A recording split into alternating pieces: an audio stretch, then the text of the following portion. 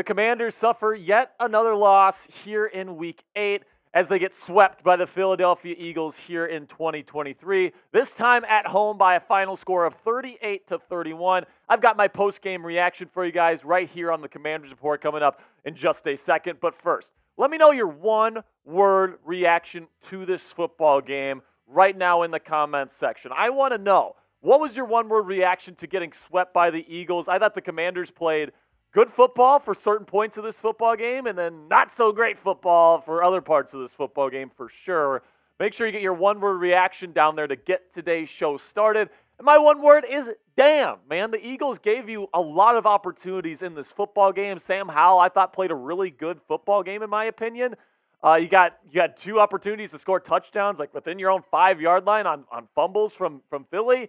Like, there was definitely some really good opportunities for the Commanders to upset the Eagles this week. We know how close it was the last time these two linked up in Week 5. The Commanders were a 2-point conversion at the end of regulation there away from winning that game on the road. This time you lose another one-score matchup versus the Philadelphia Eagles against one of the best teams in the National Football League. So you got to hold your head high a little bit in that regard. Sam Howell, 39 of 52, almost 400 yards passing by himself. 4 tutties and an interception, a crucial interception there at the beginning of the fourth quarter. Brian Robinson had one big run today, 10 carries for 59 yards. And then Jahan Dotson, a little redemption for Jahan today. We'll get into him a little bit later on in today's show. 108 yards on 8 catches and a touchdown for him. And then the injury report, let's go into some of the injuries that happened today. Curtis Samuel, the wide receiver, left with a toe injury. We're going to have updates on him as the week goes on. Same thing with Ricky Stromberg, the rookie center out of the University of Arkansas. Left this one with a knee injury. And coming up on today's edition of the Commanders Report, this post-game edition of the show, make sure... I'm going to be doing 5 takeaways from Week 8, from this Week 8 loss. I think there's 5 things to take away from this loss, and they might be a little bit more optimistic than you think. But first, let's have a word from our sponsor here at Prize Picks. And let me tell you, I've been absolutely addicted to using this app ever since this promotion started here at Chat Sports just a couple of weeks ago. If you're looking to spice up your game days this NFL season, get started with Prize Picks today. Prize Picks is a skill-based, real money daily fantasy sports game. And if you're wondering what daily fantasy is and how it works, here's how. You pick 2 to 6 players, and if they'll go for more or less than their Prize Picks projection. You can win up to 25 times your money on any entry, and you can even get your picks in before Sunday Night Football between the Bears and Chargers tonight. Get it out, or check it out now at prizepicks.com/CLNS and use our code CLNS for a deposit match up to $100 today. At Prize Picks, you aren't competing against other people. It's just you versus the projections available instead of battling thousands of other players, including pros and sharks that are just looking to take advantage of you. With Prize Picks, it takes less than 60 seconds to make your picks.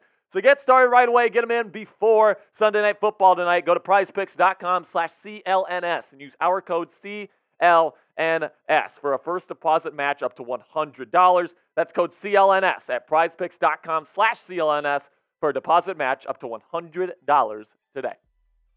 My first takeaway today is that the offensive line looked way better, all right? Only 1 sack given up against a really good Philly pass rush. Hassan Reddick was the only one that was able to get home. It was actually a strip sack fumble. Good thing the Commanders got on top of that. But at the end of the day, man, this offensive line with Tyler Larson at center looked a lot better. With Chris Paul at left guard instead of Sadiq Charles, looked a lot better. I mean, Nick Gates, we all know how bad Nick Gates has been this season, giving up immediate pressure up the middle a ton this year. Tyler Larson, the backup center, definitely looked the part of a starting NFL center today. I'm hoping that this offensive line can take the positive momentum that they had this week and really propel them forward here to a more successful second half of the season and avoid becoming or giving up the most sacks in NFL history. Because right now they're on track to break the 76 sack record for a team sacks in an NFL season.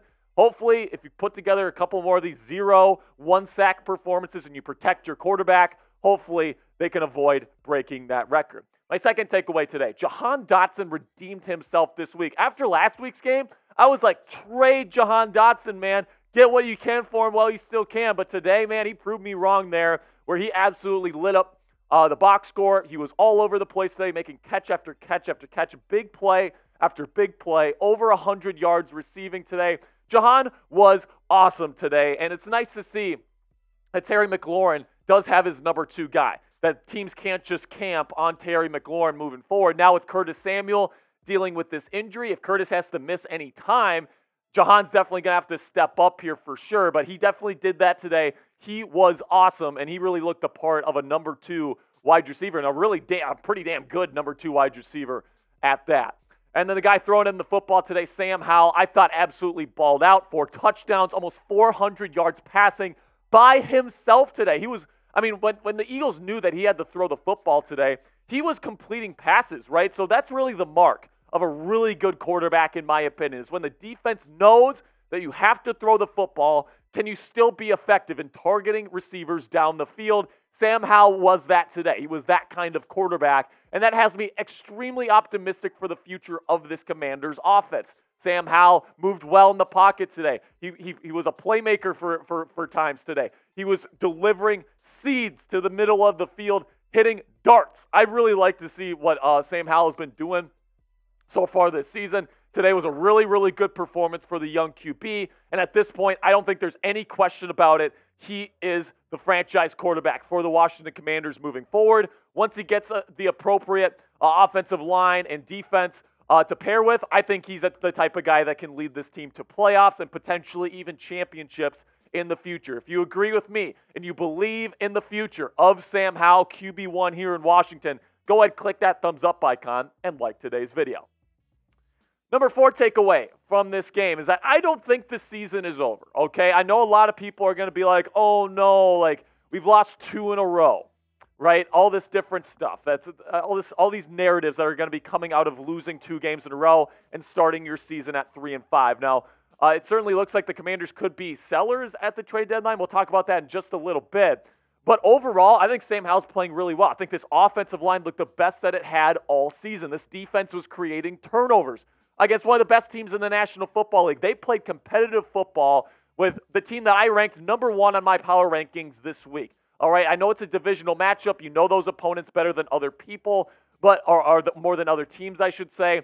But the Commanders have played good football against, in my opinion, the best team in the game today 2 straight times, and they held their own. I think that says something. I think this Commanders team can still compete, and I'm definitely going to be interested to see how they moving forward here and trying to get back to the playoffs. They're going to have to get on a run here pretty soon, though. 2, 3, 4 straight wins at some point if they want to end up making the postseason.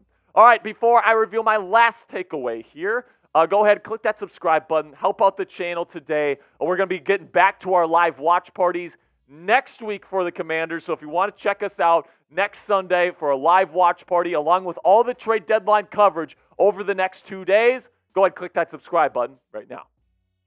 Speaking of the trade deadline, last takeaway. Will a move be made here, whether it be buying or selling for the Washington Commanders? Now, there's definitely an argument to be made for both buying and selling if you are the Commanders right now. The argument for buying is that Ron Rivera is trying to make the playoffs this year. If he doesn't make the playoffs, he's likely fired. This is a desperate team to get better right now, so why not make a move to go get a veteran piece? But the argument for selling is that we're 3-5. Sam Howell looks like a legitimate franchise quarterback, and we're not going to have to be drafting a quarterback in next year's NFL draft. So the argument could be stock up on draft picks, kind of punt on the season this year, start fresh with a new head coach next year, trade Chase Young or Montez Sweat, get a first-round draft pick maybe for one of those guys, and see where it lands. Now, I think there's definitely a good argument for both. For me personally, oh man, this is a tough move because you're sitting at 3-5. You don't want to end up buying a player for just the season, like a one-year rental, and then you lose the next 3 games and it doesn't matter. But on the other hand, if you're Ron Rivera, you want to win football games right now, and I really would be very cautious about selling any of your good players, especially on this defensive line, like Chase Young, Montez Sweat, all these guys. I'd want to keep the band together, and if anything, I want to add pieces to this Commanders team, not give away pieces. But let me know what you guys think. After a 3-5 start, should the Commanders be buyers or sellers at the NFL trade deadline? Type B if you want to buy, or type S if you want to sell. Some final thoughts here from Week 8. Definitely a disappointing loss in this one. The Eagles gave you opportunities to definitely capitalize on in this football game, and the defense just couldn't hold them, right? The defense did create some turnovers, but, I mean, there's a lot of points scored in this football game, man. 38 points by the Eagles. Another really high-scoring affair between these two teams. These defenses just can't seem to stop each other.